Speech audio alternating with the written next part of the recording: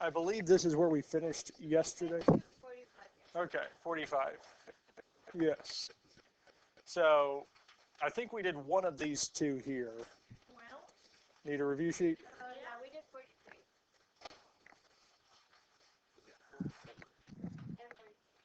Okay. Let's see here.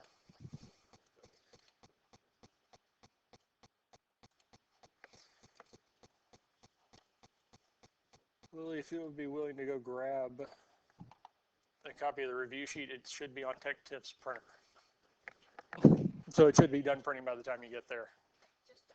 Yes. So yesterday we covered pretty much everything up to 42. So all the problems we did there. And we finished with 43 yesterday, because I think that's the one of them that we picked and decided to do, yes? Now, so 43, and then we started solving with 44. Yeah, because luckily with 44, any of the solving radicals, we want to get first the radical by itself. If there's more than one, we even them out. Now looking at 44, since it's already by itself, we can square both sides. So the radical and the square would cancel, leaving us with 2y. And 8 squared is 64. Divide both sides by 2. Y is equal to 32. And that's it.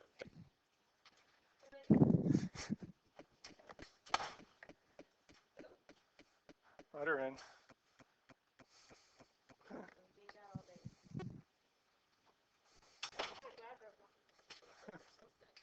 Or you might have gotten someone else's with it. Yep. You can leave that there. I can take it back down there later.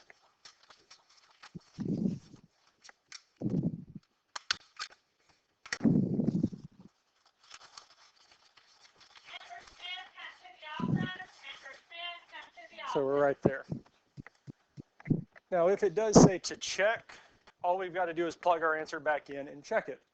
So we can say the square root of 2 times 32 is equal to 8.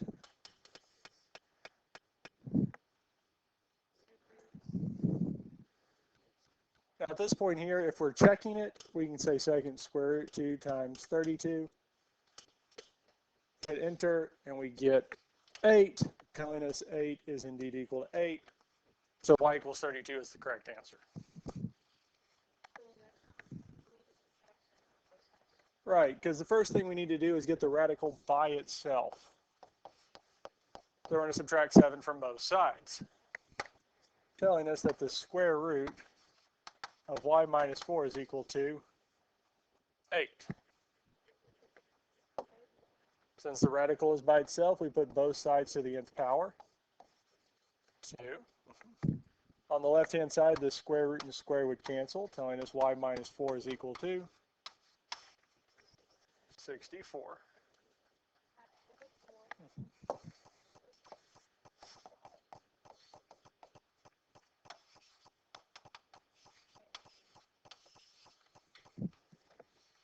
And that's it. And if the problem does ask us to check it, we can say here the square root of 68 minus 4 plus 7 is equal to 15. Now we could plug that entire left-hand side into the calculator. We don't have to do it step by step. Second square root, 68 minus 4, side plus 7 is 15. We do have that 15 is equal to 15, so y equals 68 is the correct answer. Questions on any of these here? It would be an extraneous solution. We can mark it out. Now there, yeah, then we'd cross it out. Now there aren't there are not going to be any no solutions on the test. I don't put them on the test, and the main reason I do not put them on the test is because most likely your first thought is not that it is no solution. It's probably going to be more likely I did something wrong and then sit there for way longer than you need to trying to figure out what went wrong when really nothing did. That is the answer. So I don't put no solutions on the test. Now, this is more, I would say, lack of a better term, a pet peeve of mine, because again, and I say if I do put a no solution on the test, it'll be very obvious in the instructions. There will be a lot of warnings that someone is going to come up, that there's a possibility. But again, I'm telling you, there are no solutions, no solutions on the test. It's not possible. They're not going to show up. So if you do put no solution on one of the ones that's solving, you're just going to lose all the points for that problem. Okay? I'm just warning you ahead of time. So none of the problems on the homework should give you a no solution. Now, there are some where we will have one solution that doesn't work, but both or all the solutions are not going to not work. There's going to be at least one that works. Does that make sense? So, questions on 46 or 47? So 47, when we look at this here, the first thing we need to do is get the radical by itself. Since it is by itself, we put both sides to the nth power. Now in this case, the nth power is 3, because the cubed root and cube will cancel. Telling us 2x minus 1 is equal to, yes, 8, because 2 to the third is 8. Now we need to get x by itself, so we can add 1 to both sides, telling us 2x is equal to 9. Then we will divide both sides by x is equal to 9/2.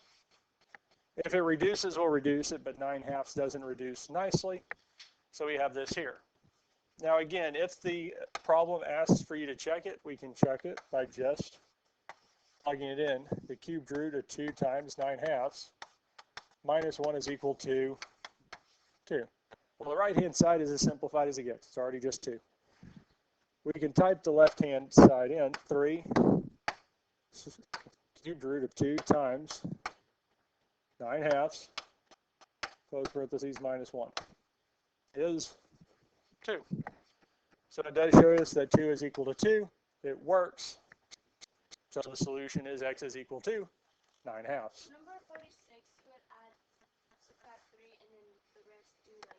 So with 46, so we would subtract 27 first. So that would tell us negative 23. Then we would divide by 3, telling us that the square root of 2x plus 7 is equal to negative 23 thirds.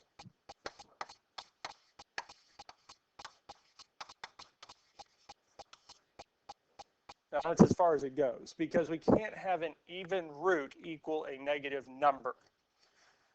Now I'm specifically saying negative number, because there's no way that a variable or anything we can do to it that's going to make it positive. So this here is no solution. We could go through and finish it, and if we plugged it back in, it doesn't work. The two sides give us two different answers. So that's as far as it goes. So there's not going to be one like 46 on the test where we get an even root equals a negative. We get this no solution answer. All of them will give us a solution that works. It might be 1, it might be 2, but we won't have anywhere neither, or none of the answers do work. Yes? Yes. Now this one here, we have more than one radical. We have 2, so we need to even them out. We need 1 on either side. So what we can do is add the 9th root of 4x to both sides, which tells us that we have the 9th root of 2x minus 1 equals the 9th root of 4x. So we even them out. Okay?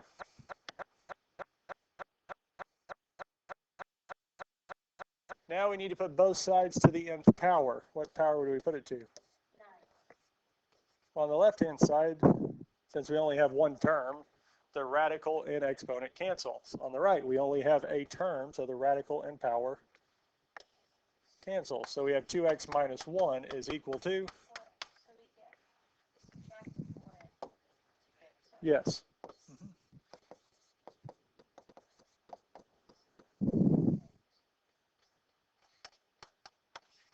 So negative 1 is equal to?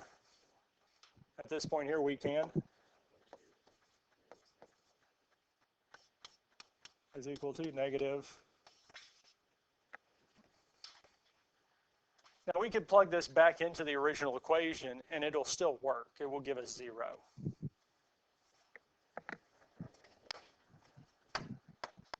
Ninth root of 2 times negative 1/2. I think it was plus 1. Brendan Fowler, come to the office. Brendan Fowler, come to the office. Minus 1? Yeah. Yep. Minus 9th root of 4 times negative 1/2. And this should equal what?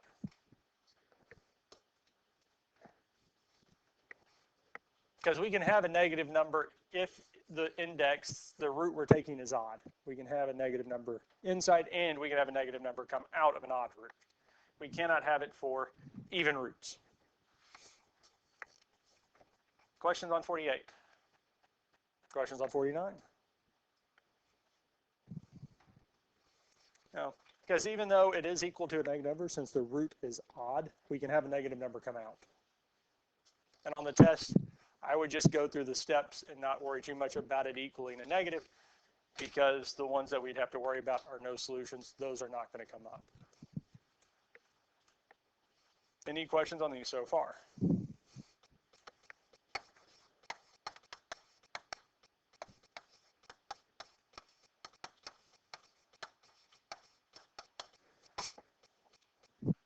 Now, there's a chance I might be kind and add this kind of thing on the test. Note that s minus 1 squared is s squared minus 2s plus 1. So if we worked 50, the radical is by itself, so we're going to square both sides. So on the left-hand side, the square root and square would cancel, leaving us with 3 minus s is equal to. Well, on the other side, we have s minus 1 squared, yes? Well, the hint that was given to us, or the note, I think I say hint probably on the test, s minus 1 squared is s squared minus 2s plus 1. I could put that right there. That's true. Now, if we worked it out, s minus 1 squared is the same as s minus 1 times s minus 1. If we distribute, s times s is s squared. S times negative 1 is negative s. Negative 1 times s is negative s, and negative 1 times negative 1 is plus 1. And if we combine like terms, it tells us that 3 minus s is equal to s squared minus 2s plus 1. Isn't that what it told us up here? So, yeah. So really, I could have gone from here to here and just used the hint, that note up at the top, replace s minus 1 squared with what it equals.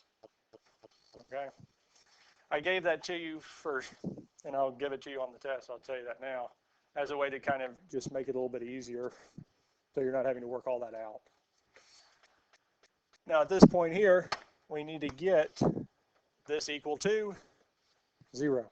Anytime we have a variable to a power greater than 1, in solving for most of them here, we'll have to get it equal to 0. So we can add s first, which will tell us 3 is equal to s squared minus s plus 1. And then we would minus 3 telling us 0 is equal to s squared minus s minus 2. Any questions on how we got to this point here? Now at this point here, We can factor it, we can use the quadratic formula, or we can graph it. Since the number in front of s squared is 1, we can graph this and get our answer. So we can say y equals.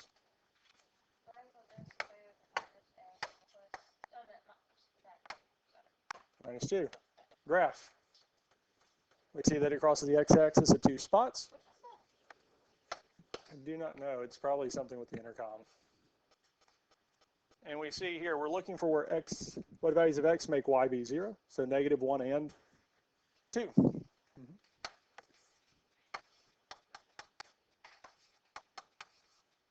So we get these here.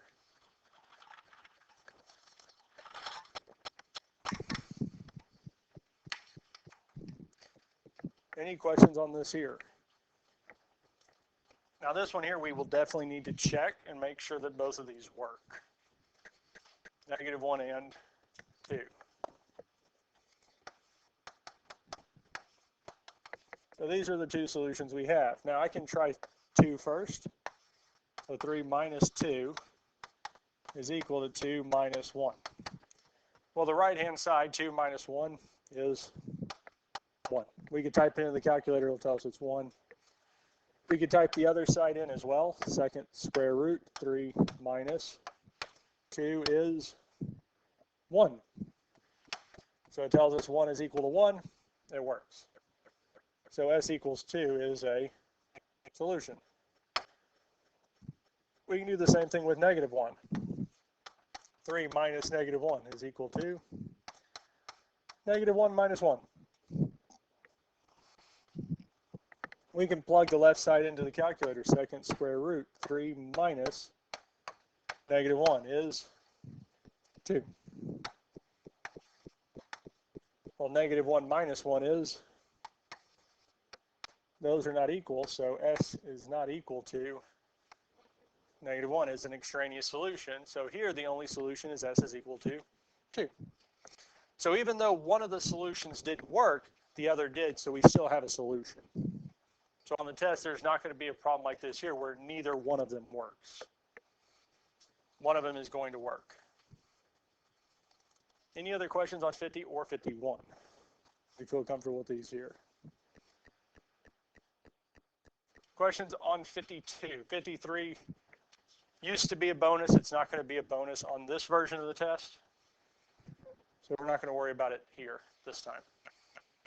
Questions on 52. 52 and 50, the one we just did, are the same. The only difference with this one is we need to get x to the other side, and then we'll go through the same process. 53 won't be on the test at all. It was a bonus question on previous versions of the test, but for this one, I'm not going to put it on there. Questions on 54 or 56, or not 54, 54 or 55. 55. Don't you just square it? Yeah, so we'll do it here in a second. Oh, never mind. We don't need to do it. Okay. So yeah, we would square it and then solve. And it works out that it is 4 and 0.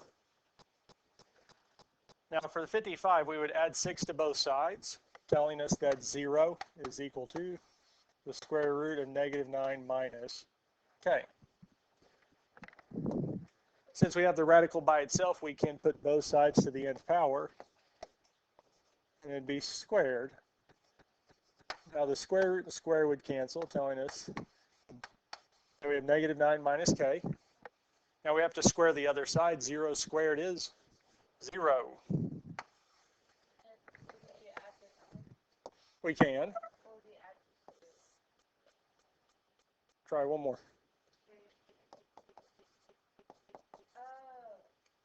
Now we could add the 9, and that would be just fine.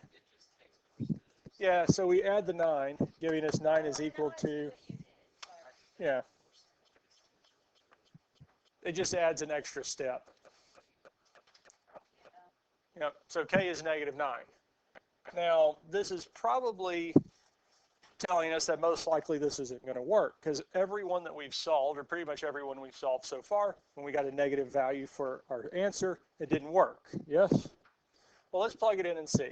Negative 6 is equal to negative 6 plus the square root of negative 9 minus negative 9.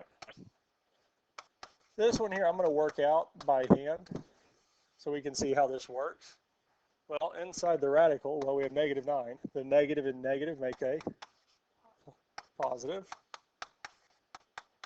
Well, that's going to now be the square root of 0. And the square root of 0 is telling us that negative 6 is equal to.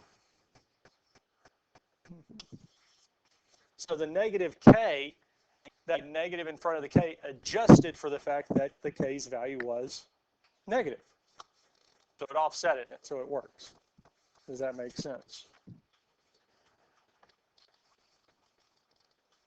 Questions on any of this here? So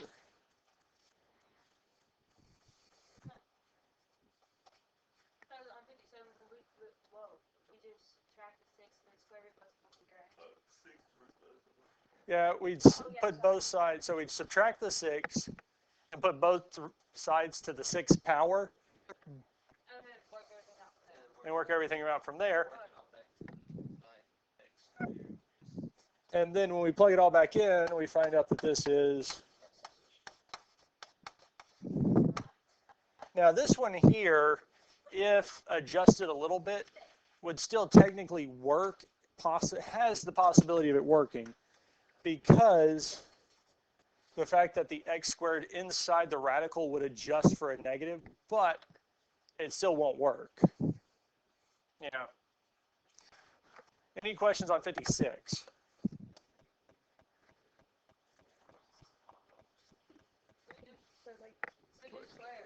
Mm-hmm.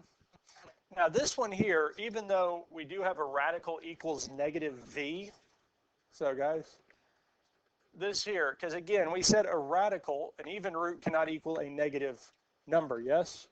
Even though this does equal negative v, it works because v is a variable, not a number.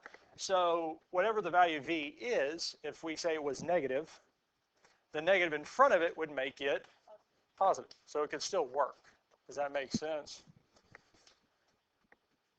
And we can look at this one here if y'all want. If not, we can move on. It's fine. Fourth hour, for sure, if you do end up coming back and wanting to see it, fourth hour's video does have it. If one of the other videos doesn't have it, as you're skimming through it, ask. I'll work it out and send you kind of a picture of what it looks like. Mm-hmm. Yeah.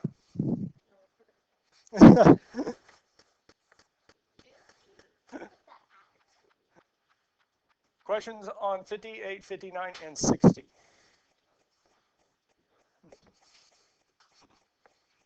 $59, $58, or $60? Finding the inverse. 59. That one was harder anyways. So this year we've done a few of these already. We finished yesterday, almost finished yesterday with these. The first step in finding the inverse is replacing f of x or g of x, whichever one we have, with y. First step is to replace f of x with y. Now the second step is to switch x and y. X is equal to y 7y squared minus 3. Now at this point here, we want to get y by itself, so indeed, we would add 3 to both sides. On a 7y squared is equal to x plus 3. Yes, then we would. Okay. Now we would divide by 7, telling us y squared is equal to x plus 3 divided by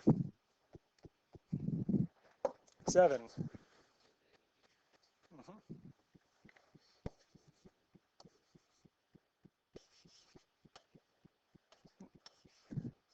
Now, I have seen some answers, well, not quite like that, that look kind of like this here. I will take points off for this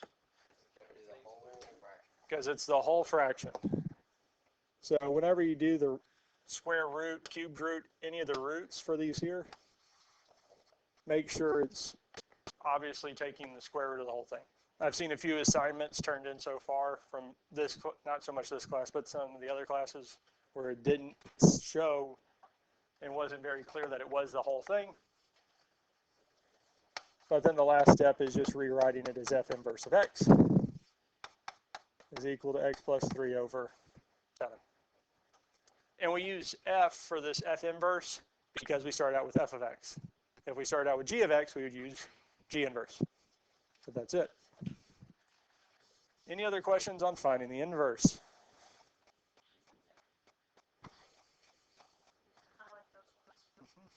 Because we always, after we switch it, we do addition, subtraction first, multiplication, division, then exponents. If y is not by itself by that point, then we can do addition, subtraction, multiplication, division again.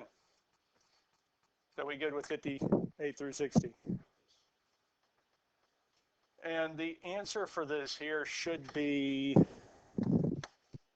x to the fourth plus 1 over 3. I believe the answer key has x cubed instead of x to the fourth. Yeah. So it should be x cubed, or x to the fourth instead of x cubed.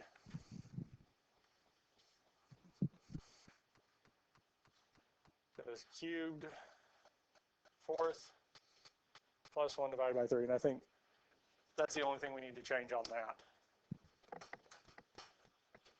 Determine if the following functions are inverses. If they are inverses, then f of g of x is the same as g of f of x, and they are both equal to x. They both have to equal x.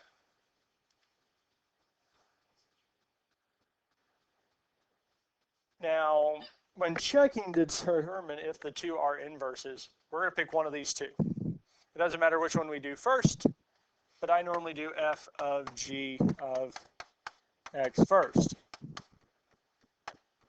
So the first thing we're going to do is plug x into g of x.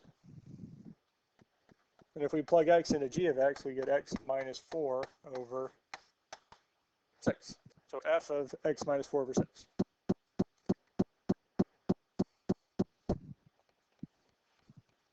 Now at this point, we're going to replace every x in f of x with x minus 4 over 6.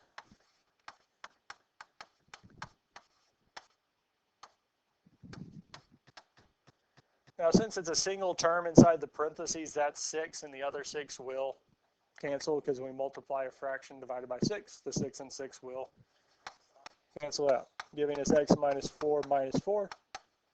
And this reduces to minus 8. Because the negative 4 minus 4 gives us that. And yes, no, I was kind of leading y'all to thinking it was just x, but no, it is x minus 8. So this is not inverses. So these are not inverses. Now we could go on and find g of f of x, and if g of f of x equals x, that's fine. But the only way that they are inverses is if both of these equal x. If one of them doesn't matter what the other one does. I have not seen too many. I don't remember if I've seen one where one is x and the other isn't. There could be a case where it is. But normally if one of them isn't, the other is not as well. Any questions on this here? Questions on 62 or 63? Okay. And that's it. So that's the whole review sheet. If you do have any questions over the weekend that looking at it now you seem fine with, but over the weekend you do have a question, please email me. I will get back to you pretty quickly on those. So it might be a good idea to look through it either Monday morning or sometime over the weekend just to keep it fresh. But your test is Monday. Your test over this is Monday. I have a question. Yes. So I'm going to this college for like this junior thing.